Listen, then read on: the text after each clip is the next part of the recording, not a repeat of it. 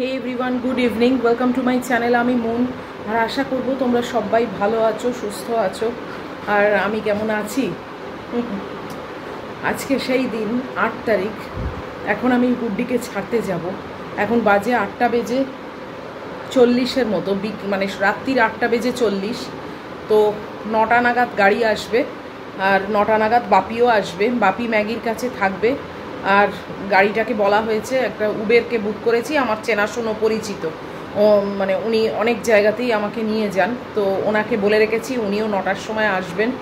Luggage পুরো completely pack হয়ে গেছে। আর সকালবেলা আমাকে একটু বেরোতে হয়েছিল, একটু লাগেজ বিভ্রাট হয়েছিল। আসলে যেটা কেবিন লাগেজ, মানে হ্যান্ডব্যাগ যেটাকে নেওয়ার, সেটার ওদের ওয়েট লিমিট হচ্ছে ম্যাক্সিমাম 7 কেজিস। এবার যেটা আমি পিঙ্ক কালারের তোমাদের দেখিয়েছিলাম ছোটোর ওপরে, আমেরিকান ট্যুরিজমের ব্যাগ, ওটার ইটসেলফই ওজন ছিল 2 কেজি।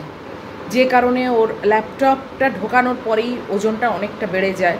তারপরে টুকিটাকি কিছু জিনিস, 2-3টে খাতা, প্রচুর খাতা ও সব স্ক্যান করে নিয়েছে, পিডিএফ করে নিয়েছে। কিন্তু 2-4টে খাতা যেগুলো খুবই ইম্পর্টেন্ট, সেগুলো হ্যান্ডব্যাগে করে নিয়ে যাওয়ার জন্যে ও ঢুকিয়েছিল। বাট যেহেতু ব্যাগটার ইটসেলফই 2 কেজি ওজন, তাই জন্যে কি আমরা 2 কেজি লস খাচ্ছিলাম। তাই জন্যে আবার আমি বেরিয়ে গিয়ে ভিআইপি শোরুম থেকে ওর জন্য একটা সফট লাগেজ নিয়ে এসেছি। ওই কেবিন লাগেজ যেটা হবে, সেটা সফট লাগেজ উইথ ট্রলি। সেইটাতে মোটামুটি সব ফিট হয়ে গিয়ে ওজনের মধ্যেই আছে। তো সকালে এটাই আবার দৌড়োদৌড়ি করে ব্যবস্থা করলাম। তো এখন ও রেডি হচ্ছে। ম্যাগির ডিনার হয়ে গেছে, আমরাও মোটামুটি ডিনার করে নিয়েছি। আজকে সব কিছুই একটু তাড়াতাড়ি করতে হয়েছে। 9টার সময় রওনা হলে হোপফুলি 10:30টার মধ্যে আমরা পৌঁছে যাব, কেননা লাগেজগুলো তুলতেও একটু তো টাইম লাগবেই, ওখানেও আবার আনলোড করতে একটু টাইম লাগবে। তো এই এখন তো এয়ারপোর্টের মধ্যে আমাকে আর ঢুকতে দেয় না, অনেক দিনই এই সিস্টেমটা বন্ধ হয়ে গেছে, তাই বাইরের থেকেই বিদায় জানাতে হবে। আর আজকে সকাল থেকে আমি একদমই টাইম পাইনি কোনো ভ্লগ করতে।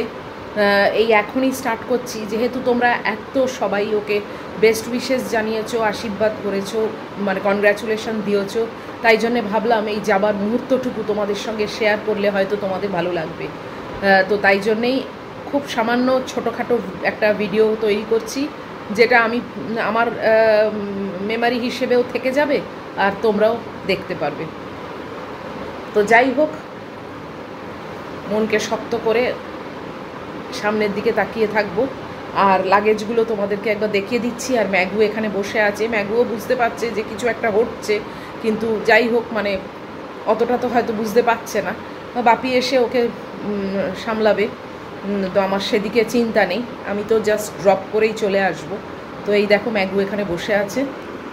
এই যে ম্যাগি এখানে বসে আছে অসহায়ের মতো, বুঝতেই পারছে না যে কে আসলে চলে যাচ্ছে। ওর কাছে দুজনেই ভীষণ আপন, তাই ওর মনের মধ্যে কি হচ্ছে কেউ তো বুঝতে পারছি না। আর এই যে লাগেজ প্যাক করে একদম রেডি, দেখো এইটা আর এই দুটো হচ্ছে চেকড লাগেজ, এটা চলে যাবে, এটা ওকে আর ক্যারি করতে হবে না, চেকিংয়ে দিয়ে দেবে। আর যে হ্যান্ডব্যাগটা আমি নতুন কিনে নিয়ে এসেছি ভিআইপির, সেটা হচ্ছে এই যে তলায় আছে, ওপরে জ্যাকেটটা সরিয়ে তোমাদের দেখাচ্ছি।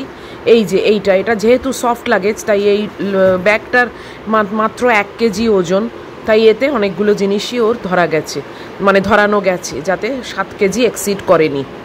তো এই হচ্ছে ওর নিয়ে যাওয়ার মতো লাগেজ।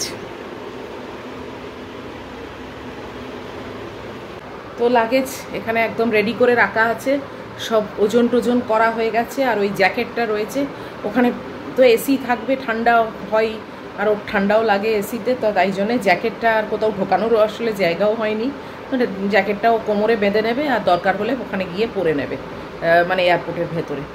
তো এই হলো ব্যাপার, সব কিছু রেডি। এখন অপেক্ষা করছি 9টা বাজলে গাড়িটা আসবে আর বাপি আসবে।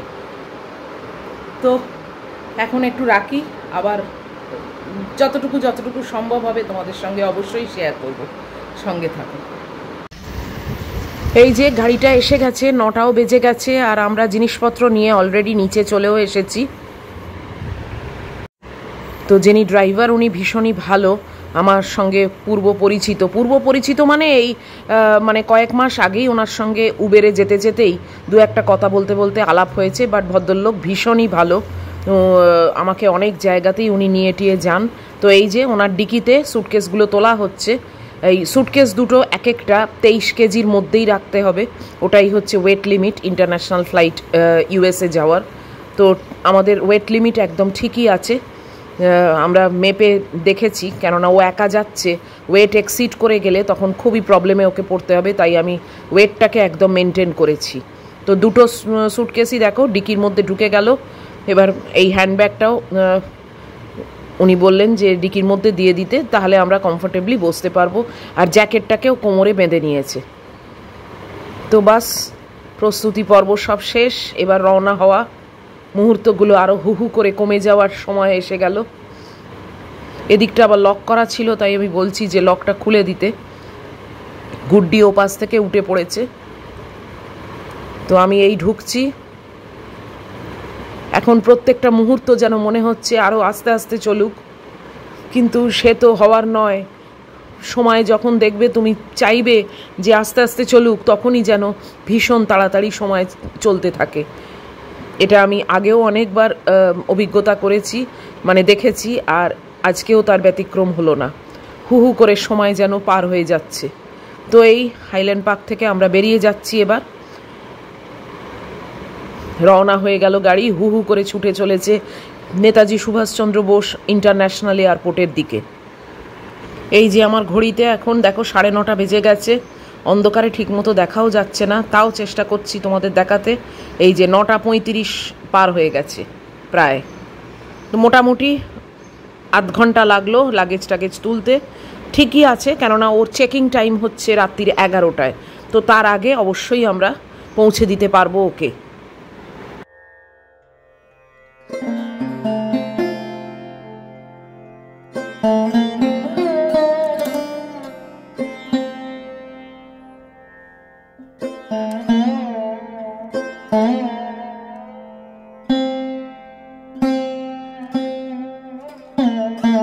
রাতের কলকাতাকে আমি সব সময় ভীষণ এনজয় করি। আলোয় আলো হয়ে থাকে চারিদিক, একটা অন্য স্বপ্নের দেশ মনে হয়, কিন্তু আজকে মনটা ভীষণই ভারাক্রান্ত। তাই আমার এই সব দৃশ্য, এই সব আলো যেন আর চোখে লাগছেই না। মনটাকে পাথরের মতো শক্ত করবার চেষ্টা করছি, কিছুই ভালো লাগছে না। কি করে যে একা একা দিনগুলো কাটাবো সেই চিন্তায়, আর ওকে মানে ছেড়ে দিয়ে কি করে চলে আসবো সেই চিন্তাতেও মানে কিছু ভালো লাগছে না। আমি আজকে হয়তো ভালো করে তোমাদের বোঝাতেও পারছি না, কিন্তু এটুকু জানবো তোমরা আমার পরিবার, আমার মনের অবস্থাটা তোমরা নিশ্চয়ই বুঝতে পারছো। দ্রুত গতিতে গাড়ি এয়ারপোর্টের দিকে এগিয়ে যাচ্ছে, আর আমার মনের ভেতরটা যে কি অবস্থা হচ্ছে, কি তোলপাড় হচ্ছে, আমি যদি একটু চিরে তোমাদের সবাইকে দেখাতে পারতাম, তাহলে বুঝতে যে আজকে আমার কি অবস্থা।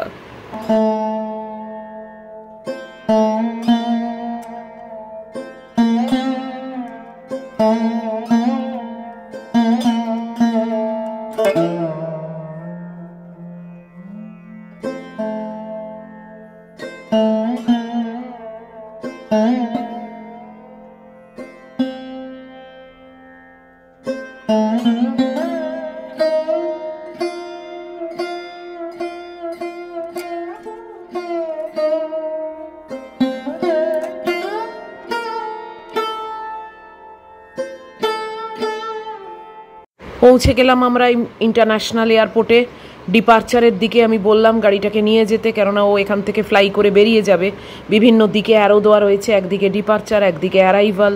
আমি প্রচুর বার এই জায়গায় এসেছি, কিন্তু সে এক অন্য অনুভূতি ছিল, আর আজ আর এক অন্য অনুভূতি নিয়ে আমি এখানে আসছি। এই যে পৌঁছে গেছি আমরা নেতাজি সুভাষচন্দ্র বোস এয়ারপোর্টে। এটা ডোমেস্টিক আর ইন্টারন্যাশনালটা তো একদম জোড়া লাগানো আছে, তোমরা যারা যারা এসেছো তারা সবাই জানো।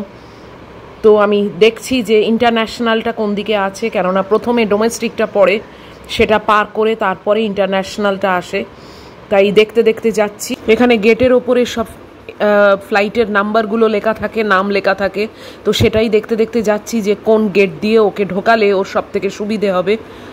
ও কাতার এয়ারওয়েজে যাচ্ছে, তো কাতার এয়ারওয়েজের নাম এখনও আমরা দেখতে পাইনি, তাই গাড়িটা স্লো মোশনে এগিয়ে যাচ্ছে দেখতে দেখতে।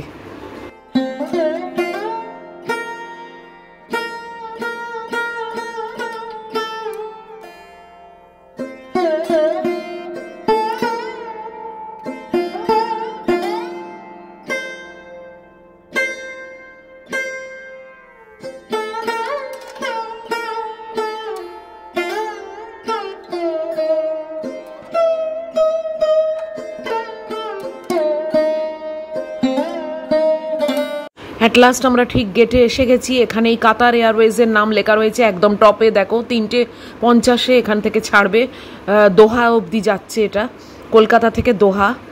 তো ড্রাইভার দাদা এখন এই সুটকেসগুলো নামিয়ে দিচ্ছেন। গুড্ডি একটা ট্রলি জোগাড় করে নিয়ে এসেছে।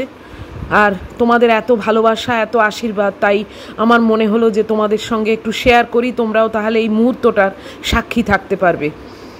তো আমি বললাম সুটকেসটাকে সোজা করে রাখতে, নাহলে উল্টে গেলে ও বিপদে পড়ে যাবে। 23 কেজিটা কম ভারী নয়, ওর পক্ষে টানাপোড়েন করা বা তোলা ওপর করাটা খুবই ডিফিকাল্ট। তাই জন্যে আমি বলে দিচ্ছি যে কিভাবে রাখলে ওর সুবিধে হবে। এই যে এইভাবে রাখলে পড়ে যাওয়ার ভয়টা থাকবে না ট্রলি থেকে, আর ওরও কোনো টেনশন থাকবে না। এই যে গুড্ডি দাঁড়িয়ে আছে, কোমরে জ্যাকেটটা বেঁধে নিতে বলেছিলাম তাই বেঁধে নিয়েছে। এই যে দুটো সুটকেসকে লাগিয়ে দিলেন, আর এই হ্যান্ডব্যাগটা ওর ওপরে বললাম লাগিয়ে দিতে, চাপিয়ে দিতে, তাহলে ওর হাঁটতে সুবিধে হবে। জন্মানোর পর থেকে এই প্রথম জীবনে যে ও মাম্মামকে ছেড়ে কোথাও যাচ্ছে, তো ওর জন্যও এটা বিশাল একটা ব্যাপার, এবং আমার তো বটেই। একটা দুজনকার মনের মধ্যে যে কি হচ্ছে সেটা বোঝানো সত্যি খুব মুশকিল। তো এই যে তোমাদের সঙ্গে শেয়ার করছি, এই গেট দিয়ে ঢুকবে 5A 5B, ওরটা হচ্ছে 5A-তে। এই 5A ইন্টারন্যাশনাল ডিপার্চার লেখা রয়েছে, এখান দিয়ে ও ঢুকবে। তো একদম শেষ মুহূর্তে ওই দেখো ও দাঁড়িয়ে আছে জিনিসপত্র নিয়ে। আজ যেন নতুন করে দেখছি আমার মেয়েটা কত বড় হয়ে গেছে। এই যে একদম শেষ মুহূর্ত, মা মেয়ের দেখা, এখন বেশ কিছুদিনের মতো। কি যে মুহূর্ত এটা, আমি সেটা বলে বোঝাতে পারছি না। এই যে ঢুকে যাচ্ছে ও এবার, আমার ভেতরটা পুরো তড়পাচ্ছে, যেন কি করে বোঝাবো সবাইকে। তাও মনটাকে শক্ত করে রেখেছি, ওর সামনে এমনভাবে আছি যেন ঠিক আছি আমি।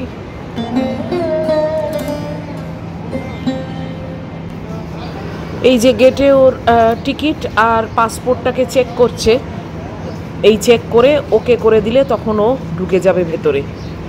আর এখানে একজন ডগ নিয়ে যাবে, তো ইনি হচ্ছেন ওই রিলোকেটার, ডগ রিলোকেটার। ওরা এদের জবই হচ্ছে বাড়ির পেট ডগ যদি তুমি নিয়ে যাও, ডগ বা ক্যাট, ওরা ট্রান্সফার করে দেয় এক দেশ থেকে আরেক দেশ। তো এই ডগটিকে উনি নিয়ে বাইরে টয়লেট করাতে নিয়ে এসেছিলেন, আবার নিয়ে যাচ্ছেন, ওর বাড়ির লোক অলরেডি চলে যাচ্ছে আর ইনি একে ট্রান্সফার করে দেবেন। আমি হাত নেড়ে ওকে বিদায় জানিয়ে দিলাম, ও ঢুকে যাচ্ছে ভেতরে। সেই অক্টোবর মাসে আসবে এরকমই কথা হয়ে আছে, কেননা আমার মায়ের কাজ ও করতে আসছে। তো এখন অক্টোবর অবধি আশায় আশায় দিন গুনতে হবে আমাকে। গাড়িতে উঠে পড়েছি, কেননা গাড়ি এখানে বেশিক্ষণ পার্কিংয়ে রাখা যায় না, তাই জন্যে রওনা হয়ে গেলাম ওকে একা ছেড়ে। এই জীবনে প্রথম যে মা আর মেয়ে আলাদা হয়ে গেলাম। জানি তোমরা অনেকেই হয়তো বলবে যে মা হিসেবে এই স্যাক্রিফাইসটা করতেই হয়, ছেলে মেয়ের ভবিষ্যতের কথা চিন্তা করে, ছেলে মেয়ের যাতে ভালো হয় সেই কথা চিন্তা করে নিজেদের অনেক দুঃখ কষ্টকে চেপে রাখতে হয়। সবই বুঝছি, সবই জানি, কিন্তু তাও এই মুহূর্তটা যার হয় সেই বোঝে। চেষ্টা করেছি তোমাদের সঙ্গে পুরোটাই শেয়ার করতে। জানি না আমার কথাগুলো কতটা ঠিকঠাক বলতে পেরেছি, কেননা মনটা ভীষণই ভারাক্রান্ত আজকে। সেই অবস্থায় আমি এডিট করছি, সেই অবস্থায় আমি চেষ্টা করছি যতটা সম্ভব তোমাদের সামনে ঠিকঠাক রাখার। নিজেকে যেন মনে হচ্ছে একটা অভিনেত্রী, যে মনের মধ্যে একরকম হচ্ছে কিন্তু আমি দেখাচ্ছি আরেক রকম। এবং এটাই আমার কাছে ভীষণ কষ্টদায়ক, কেননা আমি ভীষণ ন্যাচারাল, আর সেখানে আমাকে আমার ভেতরের যে কষ্টটা সেটাকে চেপে রেখে আমাকে নিজেকে শক্ত করে অন্যভাবে আমাকে থাকতে হচ্ছে, বা অন্যভাবে আমাকে কথাগুলো বলতে হচ্ছে। এটা ভীষণ ভীষণ টাফ আমার জন্যে। হু হু করে গাড়ি ছুটে চলছে আমার বাড়ির দিকে, পেছনে ফেলে রেখে এলাম আমার মেয়েটাকে।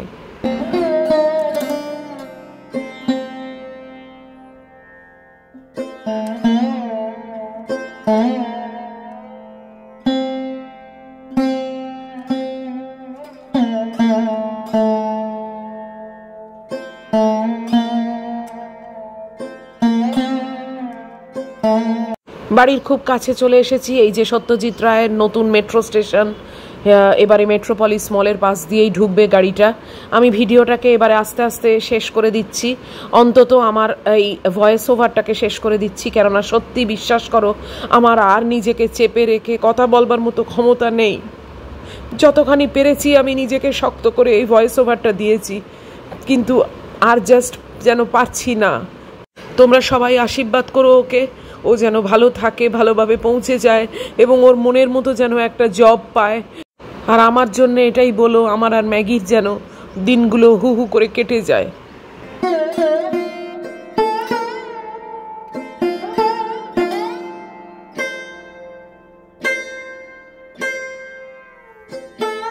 এই যে গাড়িকে বিদায় দিয়ে আমি চলে এলাম আমার টাওয়ারে। এই লিফটের জন্য দাঁড়িয়ে আছি।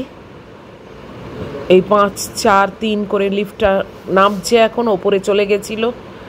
তো এই লিফটে করে উঠে এবার শূন্য ঘরে ঢুকবো। শুধু একটাই, যে আমার আরেকটি মেয়ে আমার জন্য অপেক্ষা করে থাকবে, এক নিষ্পাপ অবলা প্রাণী, তাকে আঁকড়েই এখন আমাকে থাকতে হবে। দিয়ে এলাম গুড্ডিকে, এখন বাড়ি ফাঁকা, কি করবো বলো, পরে আসছি তোমাদের কাছে।